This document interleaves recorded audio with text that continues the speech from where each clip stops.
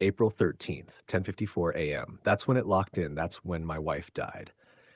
So yeah, I'm thinking about the past. Of course I am. It's not optional. It's not some reflective moment I ease into with coffee and quiet thoughts. It hits like a switch getting flipped somewhere deep in my chest and everything comes online at once. April fucking sucks. Every year it shows up the same way. Doesn't matter what I've built since. Doesn't matter what I've held together. This month walks in like it owns everything I've ever been through and starts pulling it back out like evidence, and I let it because it's mine. My losses, my timeline, my version of everything that happened in that house, in those years, in that life that doesn't feel as far away as it should. My wife. That's where it anchors now. That's the point. Everything loops back to whether I want it to or not. The way she laughed, the way she looked at me like I hadn't already screwed something up that day, the way things felt normal, even when they weren't. And then she's gone. Every year, same time, same AM. And once that door opens, everything else comes with it. Dad. Not just once, twice in all the ways that count. First time you lose him as a father, second time you lose him for real. Either way, he's gone long before you're ready to understand what that even means. Mom. She wasn't soft.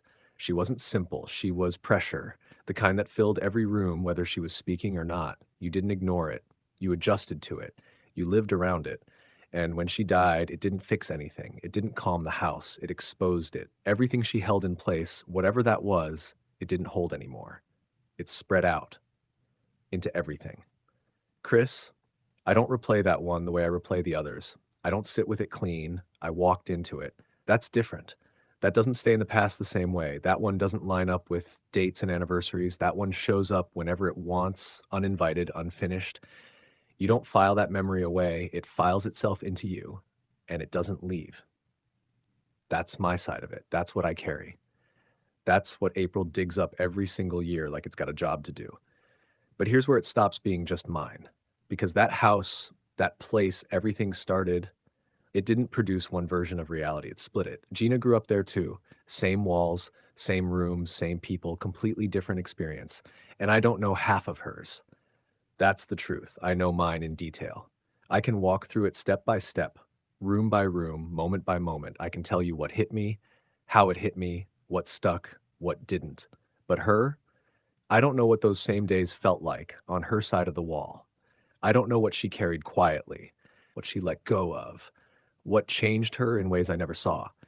We don't talk about it like that. We don't sit down and compare timelines. We just exist with the understanding that whatever that house did, it didn't do it the same way to both of us. Humans want to think memory is accurate. It's not. It fades. It shifts. It reshapes itself over time until what you remember feels true, even if it's not exactly what happened. So imagine two people, same place, same events.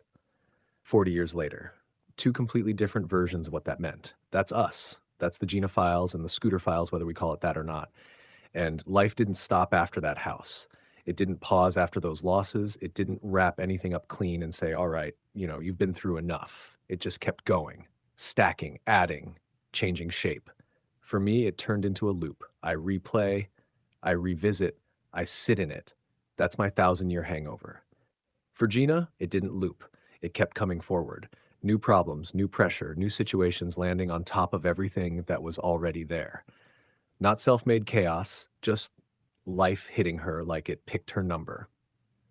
Same origin, different direction. And now we're here, 40 years out from that house, still tied to it in ways that don't make sense if you're looking from the outside.